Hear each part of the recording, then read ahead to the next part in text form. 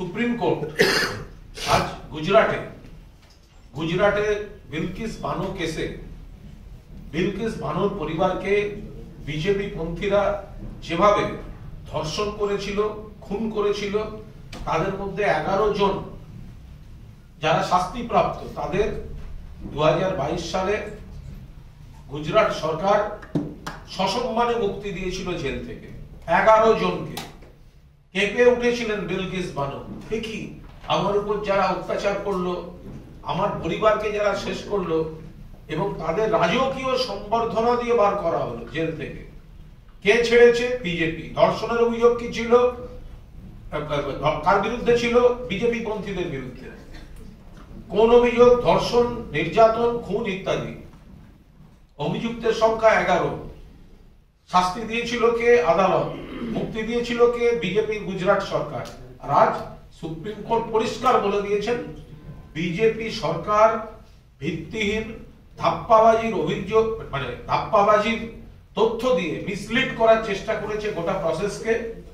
তাদের মুক্তি খারিজ করে দিয়েছে এবং এই 11 জনকেই অবিলম্বে জেলে আবার ফিরে যাওয়ার নির্দেশ দিয়েছে।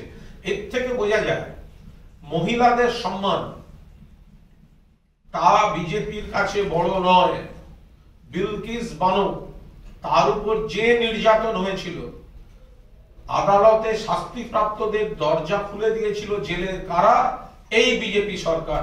ফলে এই বিজেপি নেতাদের ল এন্ড অর্ডার, মহিলাদের সম্মান, সংখ্যালঘু সুরক্ষা এগুলো নিয়ে কথা বলার কোনো অধিকার নেই।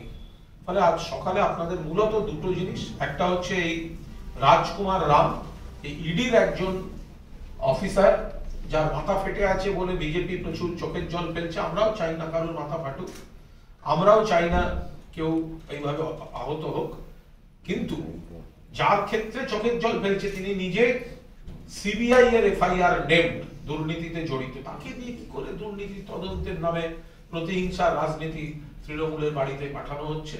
আর দুই, বিজেপির চরিত্র আজ উন্মোচিত হয়ে গেছে।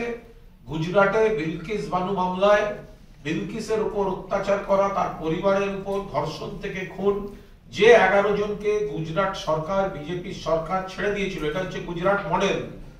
ধর্ষকদের ছেড়ে দাও, খুনিদের ছেড়ে দাও, এটা হচ্ছে মডেল, গুজরাট মডেল। একে গুজরাট মডেল বলে।